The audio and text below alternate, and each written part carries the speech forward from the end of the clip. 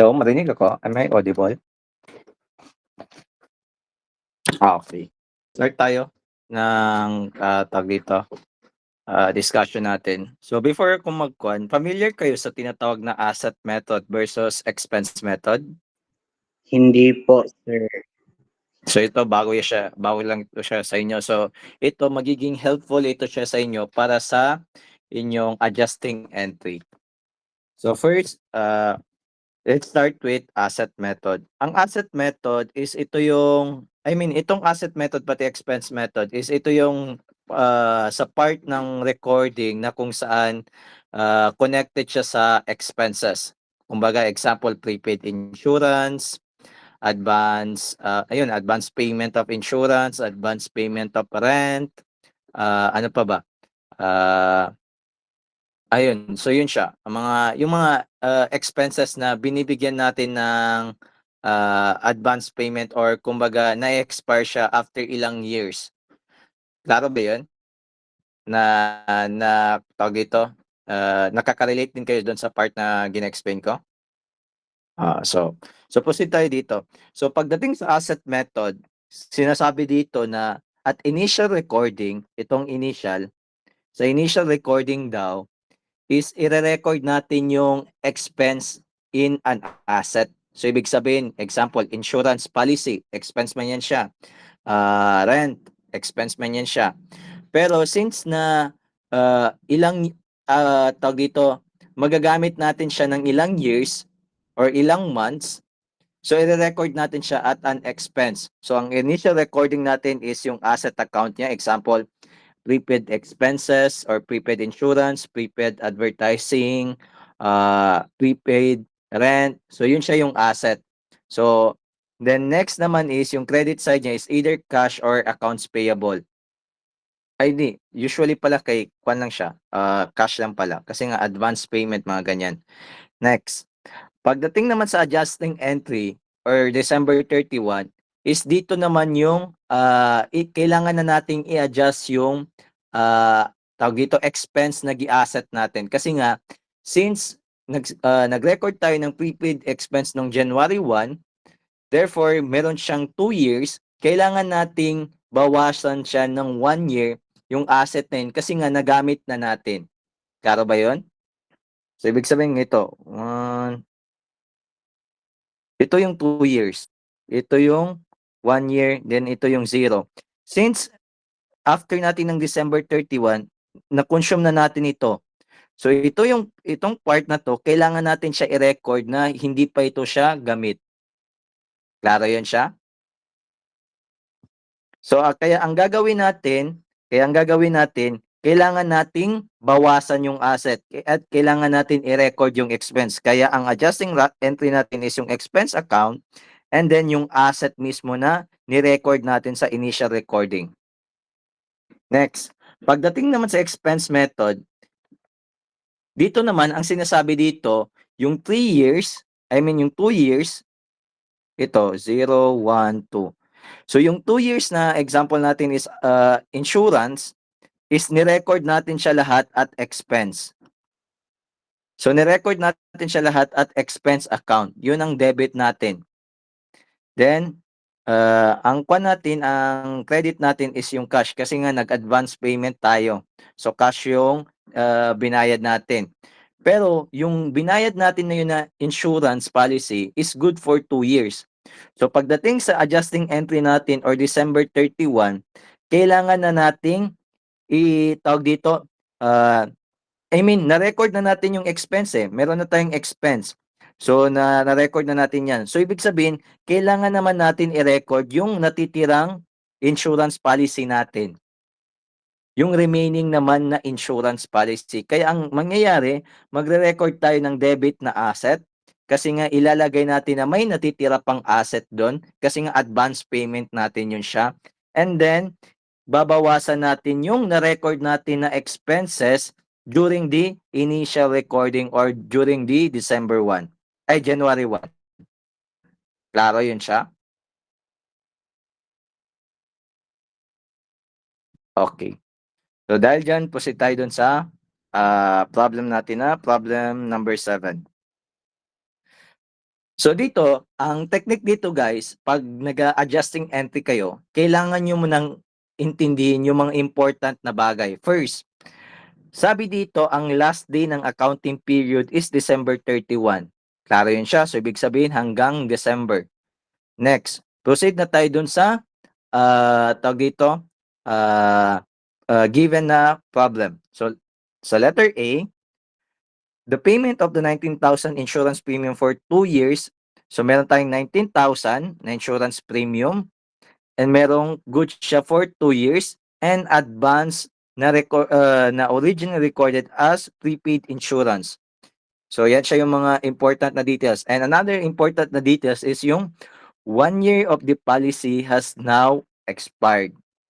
So 1 year policy na daw siya na expired. So ibig sabihin, ni-record siya at asset method, ni-record siya at asset yung insurance, kaya kailangan nating bawasan para ma-record natin yung remaining tawag dito, para ma-record natin yung expense and then mag-balance na yung remaining na prepaid insurance is good for 1 year na lang. So ang record natin dyan is insurance expense, then prepaid insurance. So, kagaya dun sa kwan natin, ang initial recording nung bagay na yun is asset and cash. Nung gi-adjusting entry na natin siya, ang entry natin is yung expense account or expense account ng insurance, then yung asset mismo. So, kagaya nito. Then, next, magkano yung insurance expense natin? Ang insurance expense natin or ang ibabawas din natin sa prepaid insurance is yung 1 year lang nung policy. If 19,000 is good for 2 years, then i-divide mo ng 2, therefore 9,500. Klaro yun siya? Okay. Proceed tayo sa letter B. Sa letter B naman, ang sinasabi dito, 10,000 per day yung na-earn niya beginning 10,000 per day. Yung all employees earn 10,000 per day. So, ibig sabihin, nandun na lahat. 10,000 per day yung nagagastos nila. And then, beginning Monday to ending to Friday. So, ibig sabihin, 5 days. Every day, sa 5 days na yun is merong 10,000. So, kung ilagay mo sa 5 days, merong 50,000. Therefore, and next, nagkaroon ng payment doon sa work week ending December 26. So, ibig sabihin, ang payment lang na nangyari is nung December 26. Therefore, meron siyang hindi pa bayad na work. So, kasi ang sabi ito, they work on Monday. So, meron silang hindi nabayaran na Monday, Tuesday, and Wednesday. So, merong 3 days. So, paano natin siya i-record? Since nag-work sila, meron tayong salaries expense. May expenses tayo doon. Next, since hindi pa siya bayad, kasi nga nabayaran lang is nung December 26 lang. Pagdating 29, 30, and 31, hindi siya wala pang bayaran na nangyari doon sa mga employees. So, ang record natin dito is salaries payable. Salaries payable is an liability account. Itong salaries expense account. Klaro ba yun siya? Naintindihan? Okay. So, magkano? It is 30K. So, paano nakuha yung 10K? 10,000 per day multiply by 3 days na hindi pa bayad. So, proceed tayo sa letter C. Sa letter C, the supplies account had a balance of 4,480. So, yung supplies account daw, mayroon siyang balance na 4,480. During the year, nagkaroon ng supplies na bili na 11,000. And then, ang natira lang daw, so year-end inventory short na 6,400 lang yung still on hand. Pag sinabi on, ibig sabihin yan yung remaining or kumbaga ending balance mismo nung supplies. So, paano natin kukunin yung nagastos niya na tawag dito? Nagastos niya na supply or na-incurred niya na supplies. First, pwede natin gawin na T accounts. Kung dito supplies, ito asset pagpalagay asset siya na supplies, hindi yung expense na supplies or ilagay na lang natin unused supplies. So ang beginning balance natin makikita natin ito yung debit side. debit, ito yung credit side. Ang asset account nag-increase siya at debit side. Ang tawag dito, ang asset account naman nagde-decrease siya kapag nilagay mo sa credit side. So, ang beginning balance niya is 4,480. And then, kapag sinabi mong 11,000 additional supplies, ibig sabihin nag-increase siya ng 11,000. Then next. Then, ang ending balance niya daw is 6,400. So, hinahanap natin yung si X dito. So, magkano ba yung credit side na nagastos natin? So, i-add lang natin itong 4,480 plus 11,000. We have 15,580 less 6,400. So, merong 9,080. So, ibig sabihin yun yung na-incurred natin na supplies. Or pwede rin natin siyang gawin na beginning na 4,480 additional 11,000 total is 15,480 then less yung ending balance na 6,400, then we will have used supplies na 19,080. Klaro yun siya? Klaro ba? Okay. So paano naman natin siya i-entry? Since tawag dito, supplies account siya, expected na naka-asset method yung recording ng supplies. Ibig sabihin meron siyang asset account and naga-increase yung asset na yun by tawag dito, naga-increase yung asset na yun. So ipakita ko sa inyo kung paano siya naga-increase. Based dito sa solving natin, itong sa solution natin na to, ang first na entry niya dun sa during the year, kasi during the year meron daw supplies na gibili. So, unused supplies, para madagdagan siya, ang entry natin is unused supplies. Then, cash. Magkano? 11,000.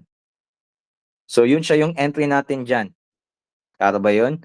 So, pagdating nung adjusting entry natin at December 31, kailangan ang matira lang na amount is itong 6,400. So, para magawa natin yun siya, kailangan natin mag-record ng supplies expense and then unused supplies.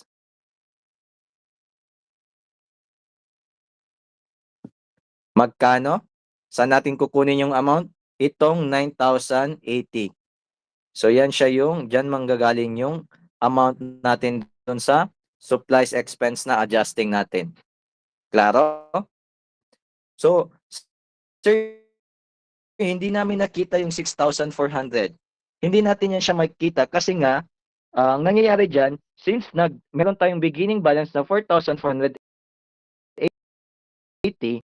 and nag-record tayo ng 11,000, so ibig sabihin nag-increase kasi nga debit side yung ilagay natin sa debit yung unused supply, so nag-increase ng 11,000. Then, nagkaroon ng 15,480. So pag nilagay natin itong unused supplies dito sa credit side, 15,480 minus 9,080, ang mangyayari dyan is 6,400. Yan. So, hindi kailangan na ipakita natin pa yung entry na kailangan unused supplies natin dito is amount is 6,400. No. Ang kailangan nating i-entry dito sa adjusting entry natin is magkano yung nabawas. Klaro yon? Okay. Rest ko muna. Then proceed na tayo sa letter D. So, ang entry natin dito is supplies expense, unused supplies.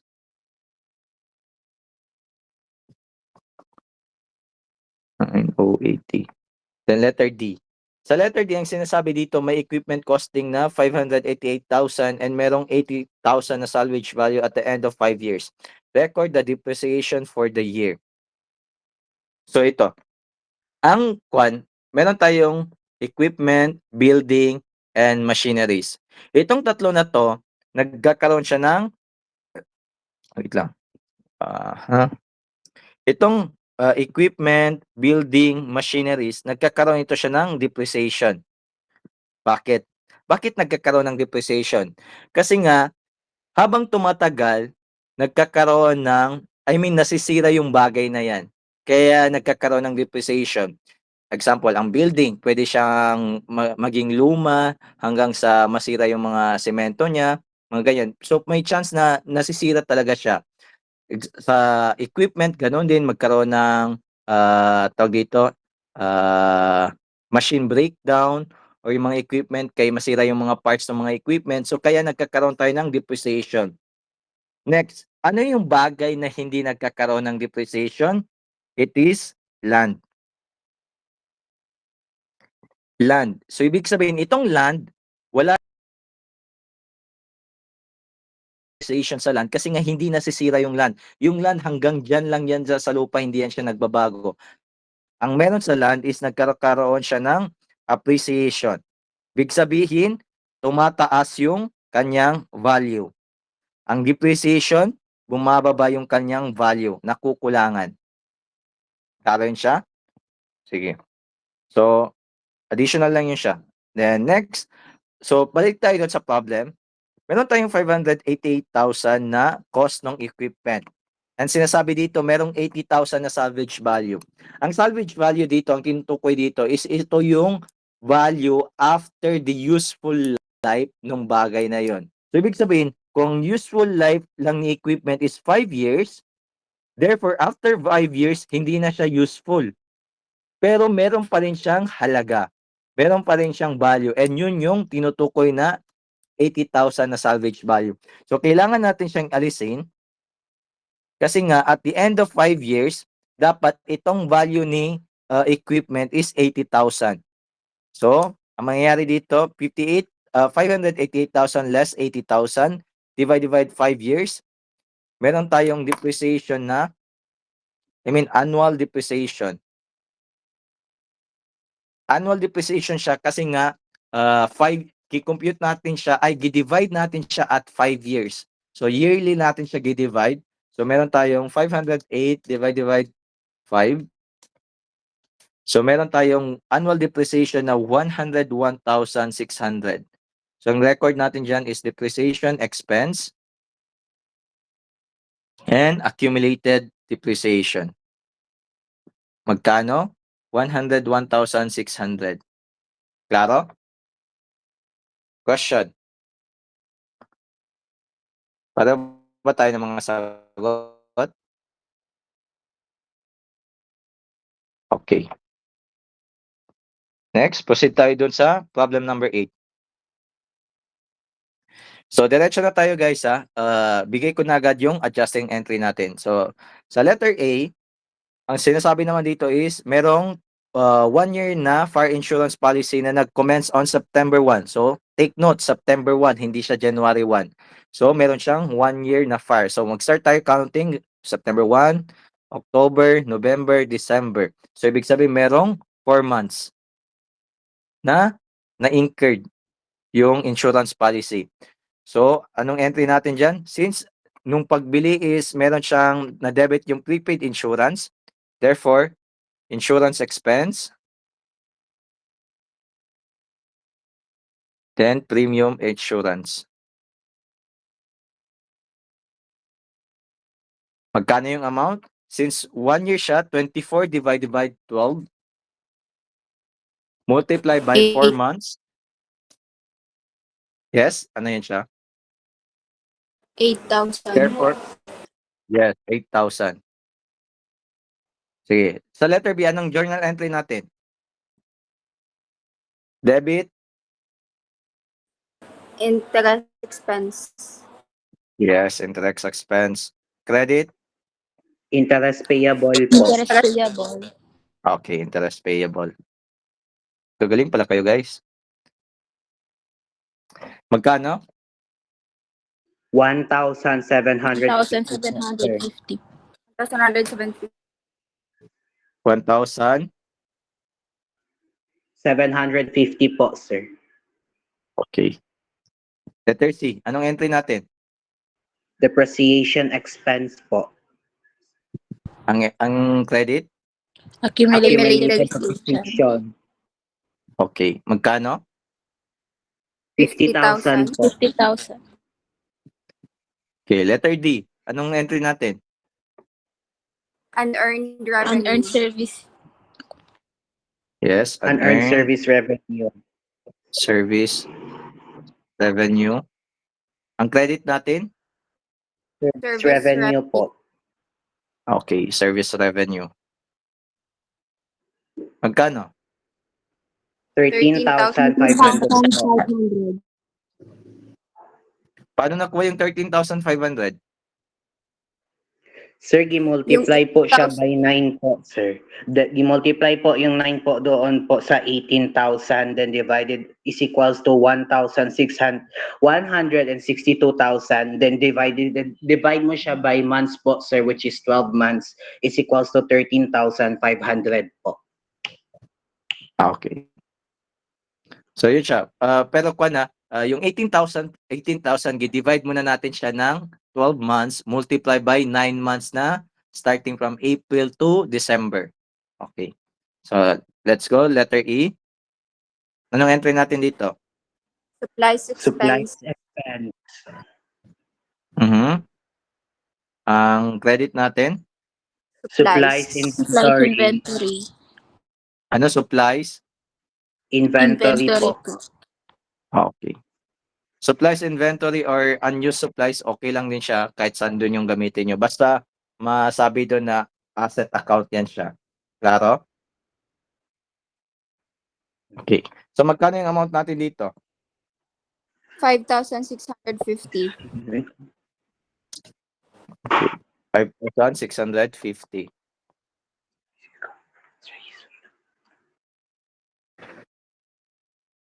So letter F, anong sagot natin?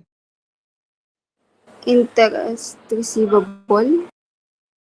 Interest receivable, tama. Ang credit natin? Since nag-record tayo ng interest receivable, anong entry natin sa credit? Interest income. Yes. Interest income. Magkano? 2,400 po. Lang, email kasi ako journal ko, kinukuha. Ano? 2,400 po. 2,400? 2,100? 2,400 po, sir. 90,000 multiplied by 0.4%. Times So 8 starting divided by from May, June, July, August, September, October, November, December. Okay, 8 months. Times 8 over 12. 2,400. 7 months yung nagamit ko sa computation. Okay. Number 7, letter G, anong entry natin? Rent expense po. Rent expense. Ang credit? Prepaid rent po. So guys, naiintindihan nyo din kung bakit ganun yung entry natin?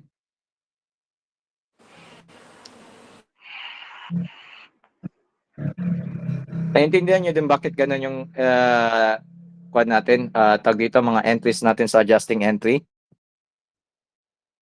Ano bang pinaka-purpose ng adjusting entry? Is to make the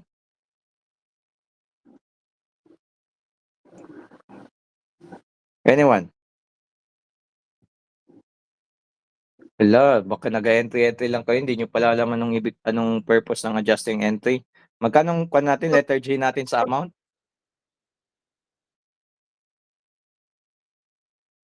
26,000 po. Okay, tama. So bakit tayo nagkakaroon ng adjusting entry? Sige daw. To present Yes, a correct financial statement na din. To correct financial plan. Yes, Farjana.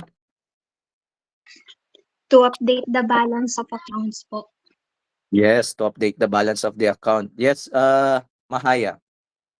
To make sure po na kompleto po yung To make transaction. sure na complete yung transactions. Yes, isa na rin yun. Kasi nga, yung example dun sa problem natin na salaries na hanggang December 26 lang siya. So, hindi niya rin nabayaran yung sa December 29, 30, and 31. So, para complete yung transaction and kahit na hindi kasi nagkaroon ng payment or walang cash na transaction, meron pa rin financial transactions doon. So, dahil sa meron siyang financial transaction, kailangan natin siya i-record para ma-complete yung records or yung transactions na meron sa nangyari during the whole year. Sige, sino pang gustong magsagot? Yes, City Nada? Ba nabasa ko? Nabasa ko ba yun? Yes po. Ah, For exact amount sige. and balance po. Yes, for exact amount. So, exact amount for some, tawag dito, for some accounts. Pero, not all the accounts is masasabi natin na exact amount yung nasa record natin. Bakit? Kasi nga, karamihan na adjusting entries natin is purely an estimates.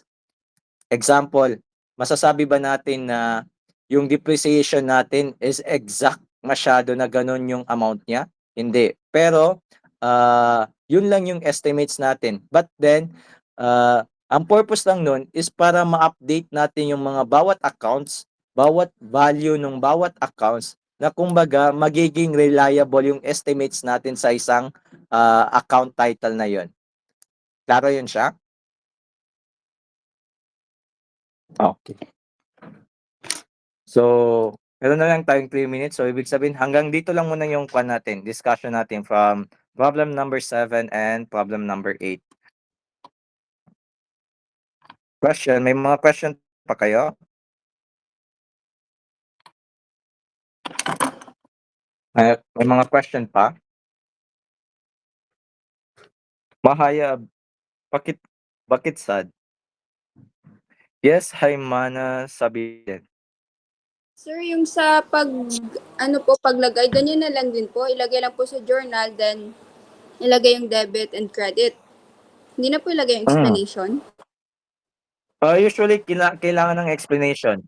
Sadyang hindi ko lang siya nilagyan ng explanation yung kwan natin kasi limited masyado yung time. So, paano ba tayo maglagay ng explanation?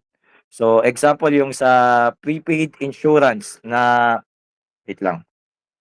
Bigay na lang ako ng example para kahit paano example dito yung sa problem natin sa letter A. So, anong explanation natin dito?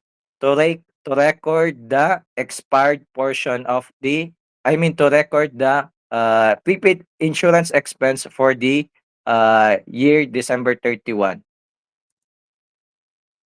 So, mga ganyan lang. Example naman yung sa letter B is to record the tawag dito, salaries expense incurred for the year. To record the accrued or to record the salaries payable incurred for the year. So not necessarily na sobrang haba masyado yung explanation niya. As long as tawag dito, yes, Carol, Cyrex.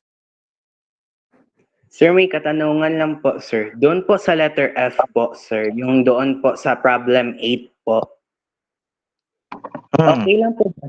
Yung sa debit side po, sir, okay na po ba siya na unearned interest income? No, kasi ang unearned interest income is a liability account. Pag ganito ang asset, always yan siya na receivable kapag sa mga interest. Klaro ba yan siya? Kasi nga meron tayong gina-expect na matatanggap. Next, ang liability naman, usually ang makikita natin dito is unearned. Ibig sabihin, hindi pa natin siya pagmamay-ari. So, ibig sabihin, kailangan natin siyang, meron tayong obligation na ibigay ito siya, yung service. Kaya liability ito siya. Klaro ba yun? Yes po, sir. Thank you po.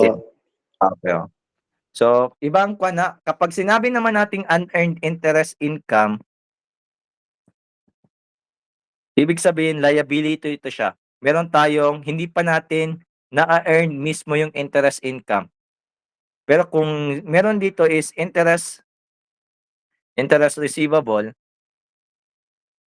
ibig sabihin ito siya na-earned na natin. This is already earned. But then, hindi pa natin siya natatanggap kasi nga usually, ang interest is natatanggap natin siya at full amount or kapag after 1 year depending mismo dun sa contract. So, ibig sabihin kung dito sa problem is 1 year term maturity, saka pa natin siya marireceive yung interest income after 1 year. So, since May 1 to December 31, hindi pa siya nag 1 year. So, hindi pa natin siya matatanggap. Pero na-earned na natin siya. Pagmamay-ari na natin yung interest. Kaya kailangan natin i-record yung interest income. At the same time, kailangan natin i-record yung interest receivable na na matatanggap natin. So, hindi natin ni-record yung kasi May 1 to December 31 is 8 months. So, meron pang remaining na 4 months. Yung 4 months na yun, hindi pa natin siya na-earn. So, hindi pa natin yun siya na-earn. Pero hindi rin natin kailangan pa na mag-record tayo ng unearned interest income. Kasi nga, hindi tayo yung, parang nag-aantay lang din tayo nung interest na yun. Klaro?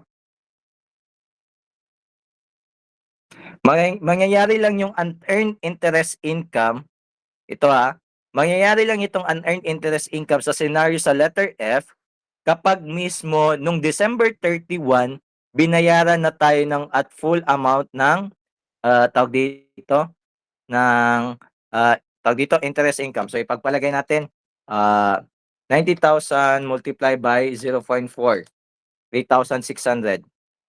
So nung December 31, ang earned part na portion lang dito is ilan? 2,400. Then ang unearned portion dito is yung 1,200. So pagpalagay natin nung December 31 is binigyan tayo ng cash na may na-receive tayo na cash na 3,600. So ibig sabihin, ang journal entry pa natin dyan is first, cash, interest income. Then ano yung isa? Anyone? Ano yung isang account natin na kailangan i-record? Anyone? Anyone? Andiyan pa kayo? Okay. So, ano yung isa na i-record natin na another account type? Unearned interest income. Klaro ba yun? Kasi ito yung 8 months, ito yung 4 months na hindi pa natin man na-earn itong 4 months na to. So, liability pa ito siya. Next, itong interest income na-earn na natin ito siya kasi nga starting from May 1 to December 31 na 8 months. So, ito ang amount dito, 1,200. Ito, 2,400. Then, dito is 3,600. So, yun yung scenario kapag naka-receive tayo ng cash. Klaro ba yun? Yes So, po, that will be sir. all, guys. So, kung tayo, tawag dito, mag-open kayo ng cam para maka-screenshot ako sa attendance natin. Wait lang, paano ba makuha? Wait lang guys, full screen. No.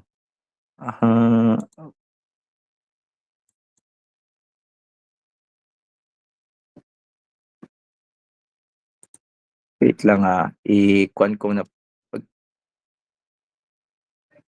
Paano ito siya ipakita yung lahat? I mean, makita lahat. Change layout. Ayun, dahil.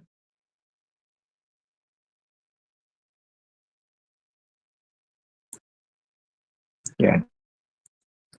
So, 1, 2, 3, smile. Okay.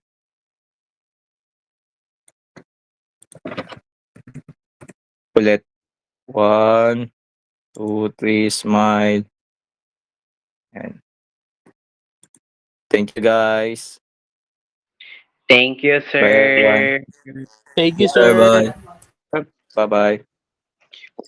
Thank you, sir. Bye, sir. Well, Thank you.